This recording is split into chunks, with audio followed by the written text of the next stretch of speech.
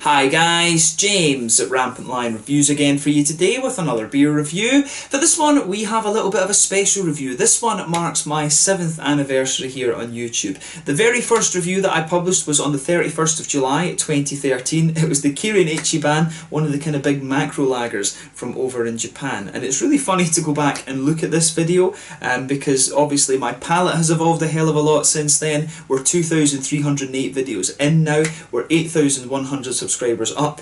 You know, it's just absolutely crazy how much this channel has grown over the last 7 years. So from the bottom of my heart, a huge thank you to all of you who've been part of my YouTube journey over the last 7 years. You know, we've tried some really excellent beers. You guys, the subscribers, have given me a hell of a lot of information about beer, taught me a hell of a lot. And you know, I've become part of a really nice beer community called the beer tubers. It's been great to interact with my fellow beer tubers over the last kind of 7 years or so as well. That's been one of the best parts of this journey. So yeah, the channel will continue as far as I can see. I've got no plans to stop it, absolutely nothing. The frequency of the beer reviews might change a little bit depending on what's going on in life, travel and all of these kind of things. So yeah, but there is absolutely no plan to stop the channel, so you can enjoy the Rampant Lion beer reviews for a good while yet actually. So yeah, do keep your recommendations and everything like that coming, guys. A huge thank you for all the support over the last 7 years, and you will definitely be seeing another 7 years of beer reviews at least. So yeah, for this review then we are going to head up to Stockholm and we're going to have a look at another beer from a brewery who are doing some really interesting things on the sour beer side of the spectrum at the moment. So for this review then we are going to go to Stockholm Brewing Company, who have Sweden's first commercial coolship and Foeders.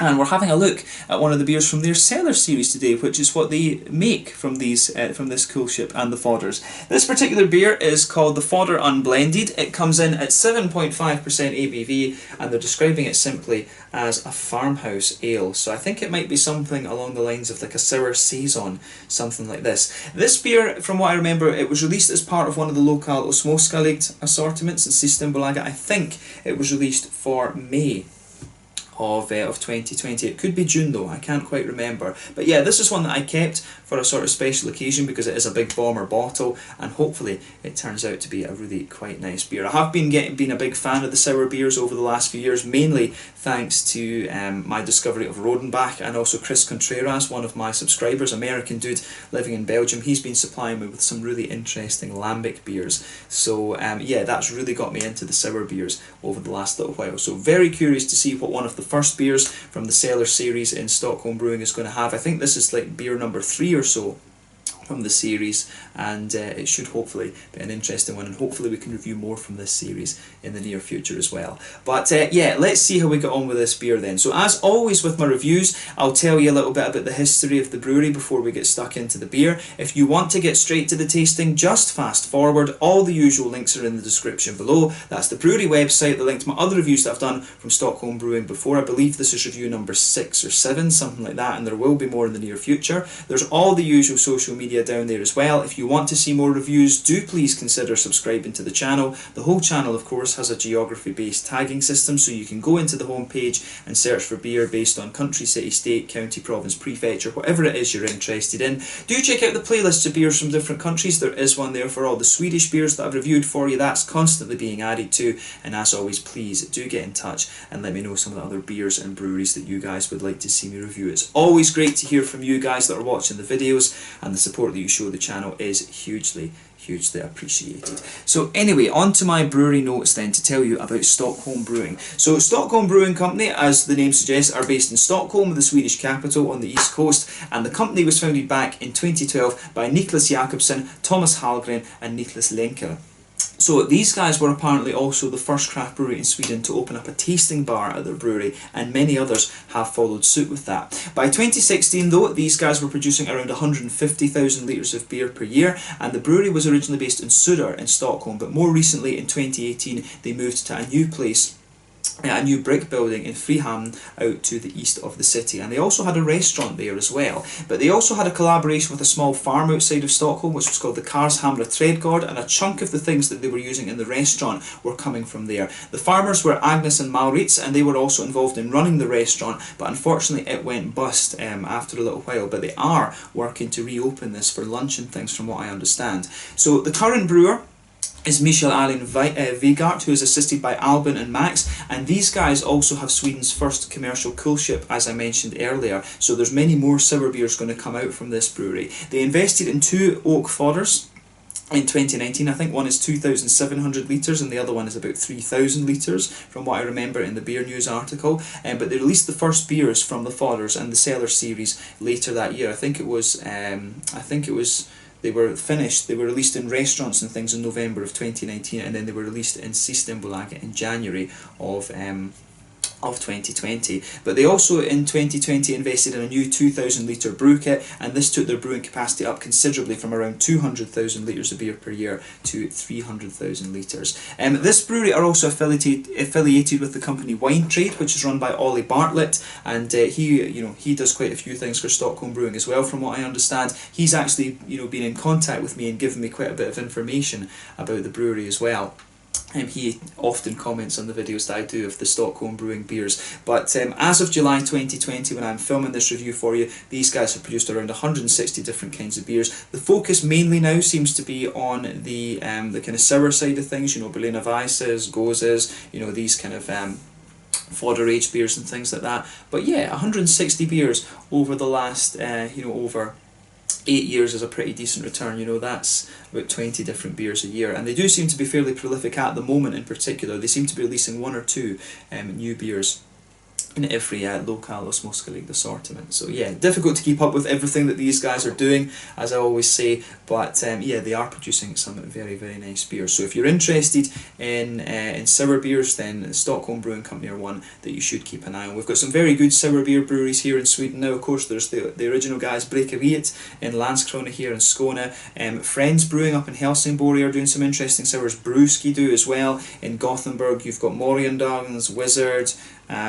Who else is there? Dugis, of course, do some sours. Temple Brewhus in Uppsala near Stockholm are doing it. Pang Pang in Stockholm are another one. There's a lot in, of course, there's Gemedalen away up north that are doing some very nice sour beers as well. Örebro Brewhus have been doing some good ones too. There's a lot of very, very good sour beer breweries here in Sweden now that are definitely worth checking out. So yeah, really recommend that you try some of the Swedish sour beers if you get the chance. But yeah, that's all I can really tell you about Stockholm Brewing Company at the moment. It's going to be interesting to try one of the first beers from their cellar series. I believe the very first one was called Foeder Rhubarb, if I remember rightly. But yeah, this is the one. There was 2 beers that was released. I think one of them had some fruit in it, if I remember rightly. There was 2 of these released at the same time, but I quite fancied to go just to the original unblended one, so that was why I got this one. I think this beer cost me like 90 crowns or 100 crowns or something like that, but I thought, one of the first beers produced in Sweden's first kind of commercial fodder and coolship, I thought that's pretty damn cool actually. Have to review one of these. So yeah, this is definitely a nice one to mark the 7th anniversary of the channel with. So yeah, let's crack it open and see how we go. I'll just let you have a little look at the artwork then before we open it up. There you can see the artwork on this one is a little bit different compared to the other Stockholm Brewing Company beers that we've had before. As I told you, this one is a 7.5% Farmhouse ale. They're saying that this one on the label, just an unblended Farmhouse ale, fermented and aged in oak cask with our house culture, bottle conditions, part of the cellar series, and this key that they have here is the symbol that they're using for the cellar series. So yeah, I'll need to keep this bottle cap because it is a bit different from the other Stockholm Brewing Company ones that we've had before. The other thing about these beers is that they are organic. So Stockholm Brewing Company produce organic beers. I believe it's Popels Brewery that are the largest producer of organic beer in Sweden. So yeah, pretty cool. But yeah, let's get this guy out then and we'll get on with the tasting. This one, it's a big bottle cap on this one. We'll need to just see. Let's just see if I can get this.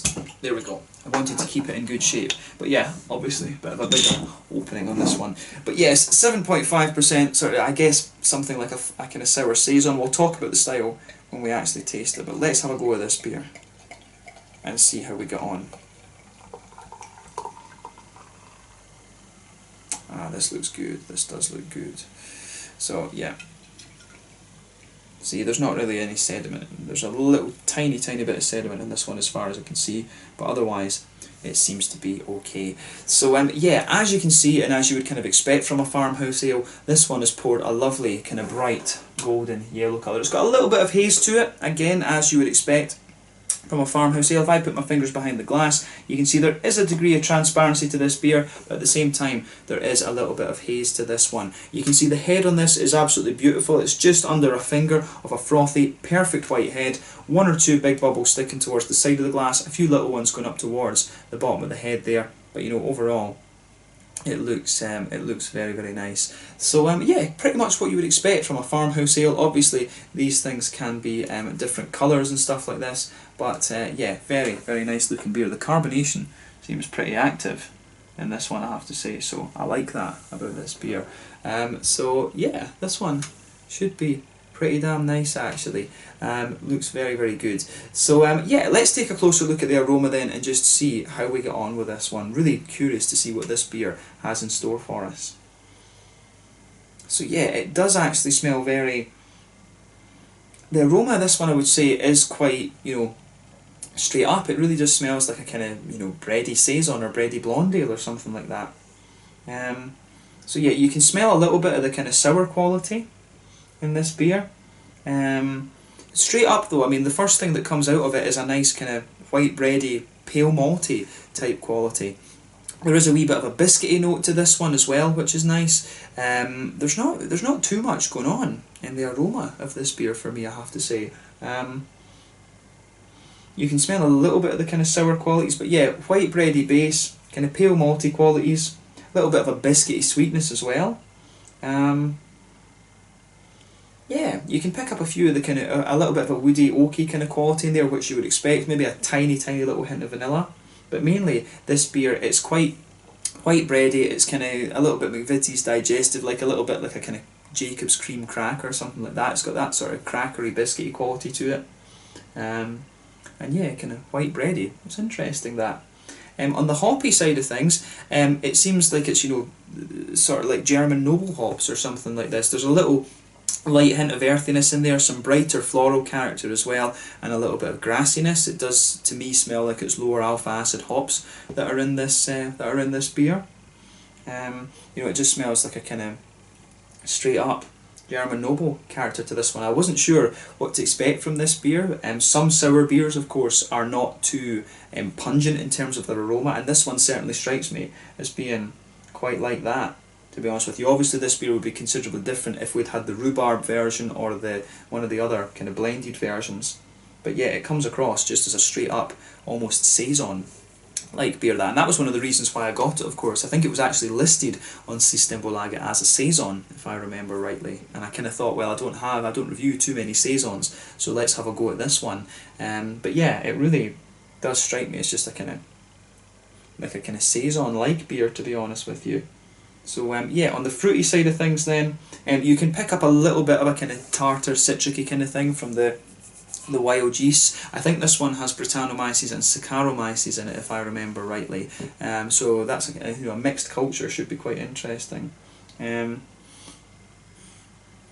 on the fruity side of things, you've got a little bit of a kind of lemony, citrusy note to it. You've got a wee bit of a kind of appley, peary ester in there, maybe a few like almost gooseberry-like notes, but yeah, appley and peary.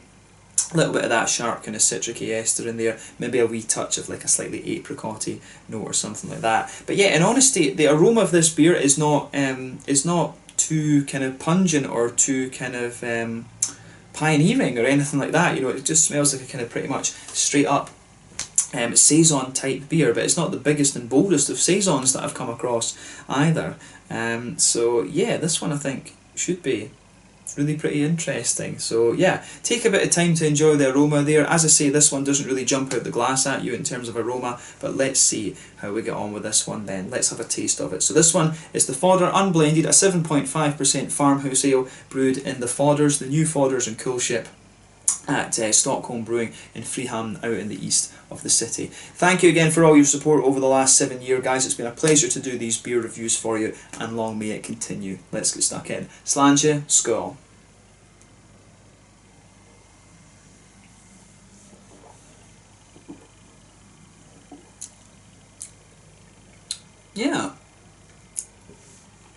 pretty straight up again. It's, you know, it's a pretty solid beer, this one, in terms of it's not you know, it's not overly like a Saison. It's actually quite a light and almost kind of crisp beer, but as I say, I noticed that the carbonation in this one, it is very, very active actually. So a lot of carbonation kind of playing out in this one. I like how that goes together. There's I think it's maybe the little thing at the bottom of the glass here that's doing that, but yeah, the carbonation in this one is pretty visible actually, and it's playing quite an interesting role. So yeah, this one, it comes across to me as quite a crisp, kind of farmhousey type ale actually. I really like how this goes together. Yeah, very very just crisp, very drinkable beer. That wasn't exactly what I was expecting from this one. I thought it'd be a lot more kind of sour and things than it actually is.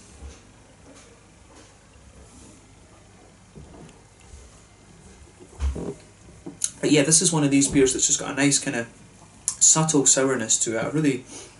I do like how this one goes together. It gets a thumbs up from me. I wouldn't hesitate to drink this again actually. It's a little bit different from what I expected. So yeah, let's try and break down the flavour of this one then. It's really nicely done. So yeah, straight away with this beer, in the middle third of your palate and the back third of your palate, you're just blanketed with that nice kind of white bready sort of thing there. It does thicken up a little bit and become almost a little bit more wheaty the further that you go into the aftertaste. Towards the back of the palate, you do start to get more of a kind of grainy type quality out of this beer. There's almost a little bit of a woody quality to this one as well, which I think will be coming from the yeast. So you've got a little bit of a kind of woody sort of grainy quality that sits there on the back third of your palate. So underneath you've got a kind of white bready quality, a slightly thicker wheaty note on top of that, some grainy notes, and then you start to get a little bit of that earthy kind of woody quality from the yeast pushing its way out of the beer. As you move further forward into the middle third of your palate, the beer feels quite a bit lighter, I would say.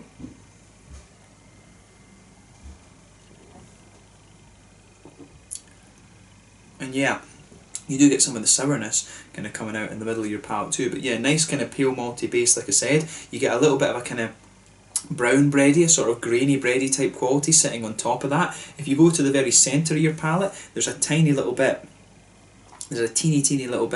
of a kind of biscuity quality to this one. You almost get just a very small little oily island where it tastes a bit like a kind of McVitie's digestive. But the further you go into the aftertaste, in the middle of your palate, it's really this kind of grainy brown bready quality that pushes its way out. The middle of your palate does get considerably drier the further you go into the aftertaste with this beer. This is an interesting one. It's a very, very kind of grainy leaning beer, this one. I think it definitely fits into the sort of Saison-y farmhouse type quality, but it's definitely not one of the biggest and breadiest and doughiest kind of Saisons that I've come across before. I think it is fair to describe this beer as a Saison, to be honest with you. But yeah, farmhouse ale probably is quite kind of apt for this one, because it isn't, as I say, it's not quite as big and bready as you might normally expect from a Saison.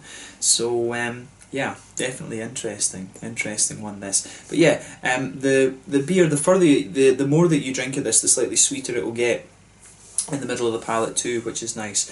But yeah, on the hoppy side of things then, back corners of the palate, you've got a nice little bit of earthiness there. As you move further forward along the sides of the palate, you maybe do get a little bit of a kind of herbal quality, and as you reach the front corners of the palate, it's definitely a little bit lighter and more a little bit more kind of floral and aromatic. But then round the very front curve of the palate, the beer's lighter and grassy, and then you've got a few other interesting things going on with the fruity side of the beer too.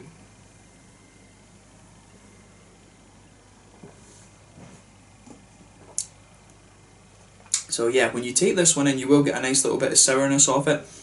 It's not really overly tart, to be honest with you. It's just a very kind of mild sourness that you get off of it. It comes in just behind the front of the tongue, but it very quickly kind of rolls out and becomes a little bit wetter, I would say. So I do like how that goes together in this one. So yeah, you will get a little bit of that kind of sourness just coming out behind the very front of your palate. So the front third of your tongue is where the action's happening in terms of the fruity side of this beer.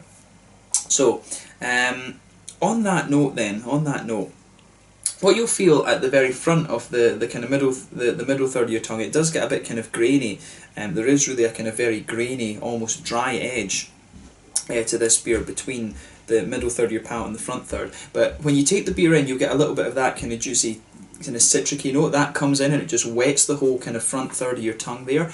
As you go further into that though, if you go to the back of that front part of your palate, remember this is where you get the oily bubble and the fruity esters just roll their way out of the beer. As you go towards the back of that, you do get quite a strong kind of citricy, lemony quality there, but as you come further forward, the lemony quality just almost dissipates a little bit, and you start to get a few things like, you know, peary esters, maybe a little touch of apricot or something like that, so maybe a little bit of an appley, a kind of sharp appley note out to this one. Like I say, the sourness in this beer is not particularly puckering, it's mainly just a little light lemony citricy kind of thing. As I say, that comes in the beginning, it just juicens up a little bit, and as you move further forward on that front third of your palate, you're getting it's a bit lemony, then it gets more apricot-y, a little bit more kind of peary, and maybe a little bit of a kind of dried sultana or something like that coming out of the beer too. But then you've got a bit more of a kind of a sharper appley kind of tanniny type thing coming out of the beer as well. So yeah, this one is quite interesting. It is very much like a kind of Saison-y farmhouse ale, this one. I think it's fair to describe this beer as like a very light but very crisp kind of Saison beer, to be honest. So interesting stuff.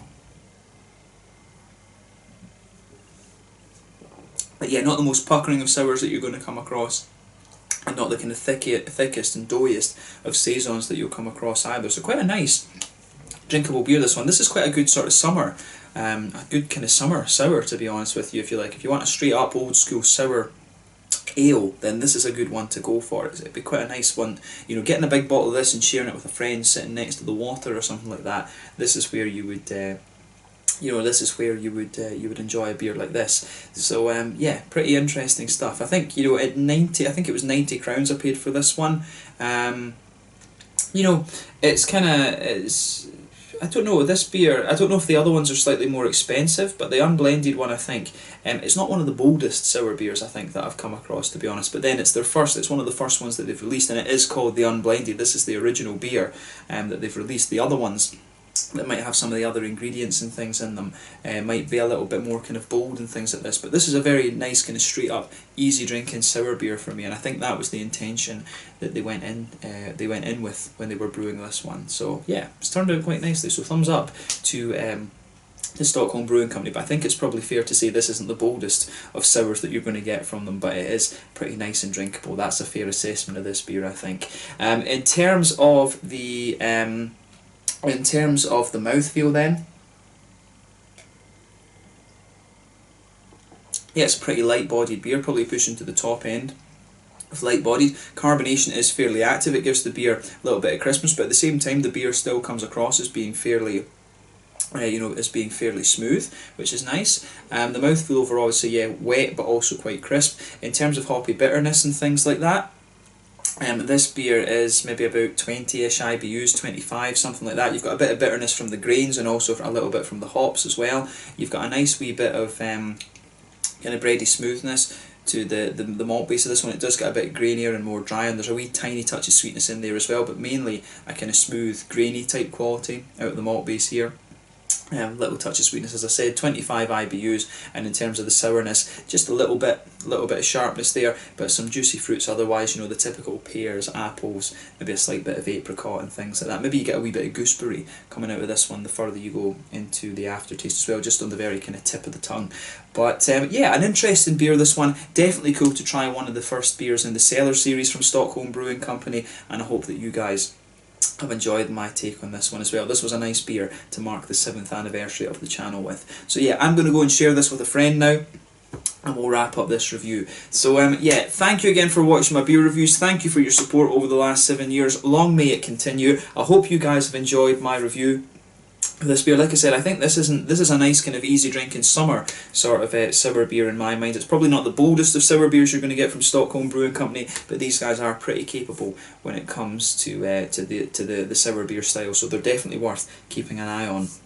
and having a look at. I'm sure I'll have a look at more sour beers from these guys over the next little while. But thank you again for watching my reviews. As always, let me know your own thoughts on this beer in the comment section below. Let me know what your favourite beers are from Stockholm Brewing Company. Do give me some other brewery recommendations and things like that. There's about 500 breweries in Sweden these days, so it's very difficult to keep up, but you will see more beers released. You will see more beers reviewed from Stockholm Brewing Company over the next little while. Thank you again for watching. Check out my social media, check out Stockholm Brewing Company, and we'll leave it at that. This one, it was the Foeder Unblended, a 7.5% sort of Saison farmhouse type ale from Stockholm Brewing Company in Freeham in the east of the city. Slange, Skull, thank you for your support over the last 7 years, and I will catch you guys very, very soon. Cheers.